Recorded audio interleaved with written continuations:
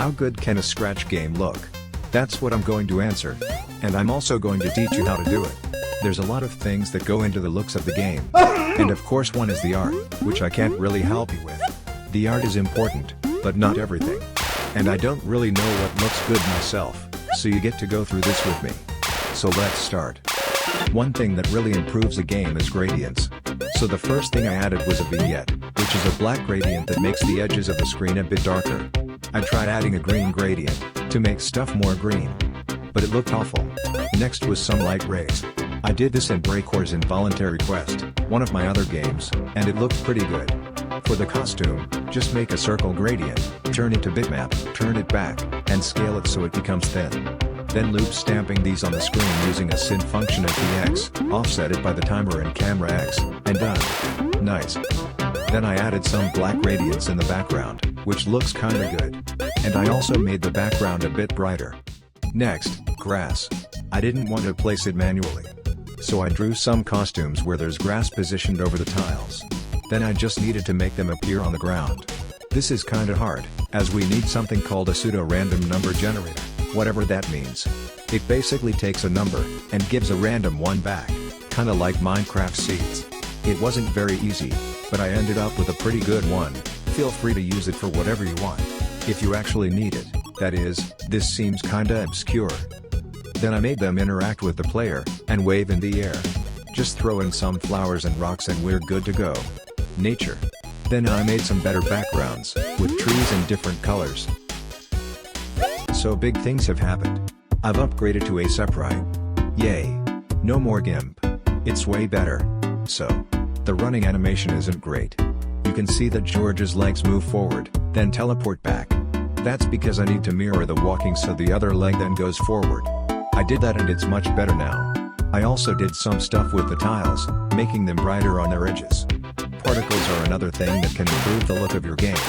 I added smoke particles when dashing and wall sliding. Screen shake, the classic. Always try to add screen shake when you can. I mean it looks so good. I added some when dashing, and it really adds some force to it. I also tried to add screen shake when jumping, but that looked bad. Then a little idle animation, again in Aseprite. This is so much better. It was a bit hard, because George is so small now, but I think it turned out pretty good. I added a third background that's just blue, making it seem really far away. I think this looks great. And again, gradients, I made a small yellow glow for the coins. Next up are trees. I made two kinds, one you can stand on, one you can't. They might be a bit over detailed, but it's fine, right? George doesn't actually have a dashing animation, so let's maybe make one. In the first two games there were just two dashing animations, one up, one right/diagonal up. Now I'm making one for every direction. That's more. There I made smear frames, which kinda simulates motion blur in animation. Also I changed some stuff with George's hair. I just moved some pixels up so his eye doesn't blend into his hair when looking up. I tried having more jumping frames, but it looked like garbage. We're in the Stone Age now. 'Cause we have stone. I also put the rocks on the stone. I tried putting it on the side, but it looked kinda weird. More particles. Falling leaves. I don't really know how realistic this is. These aren't those orange or red leaves that actually fall. But it looks good, so shut up.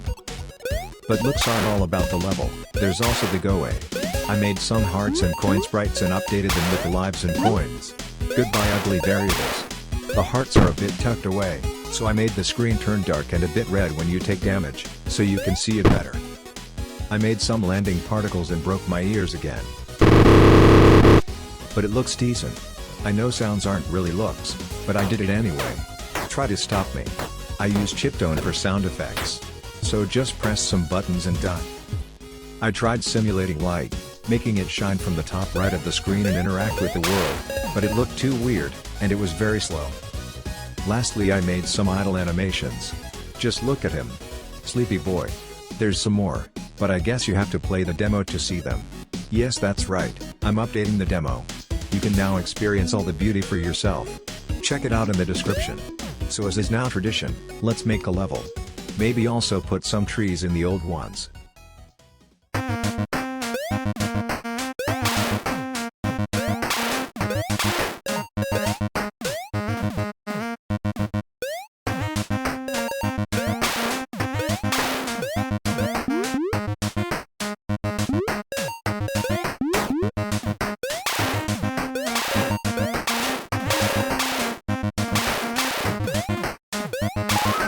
So, how good can a Scratch game look?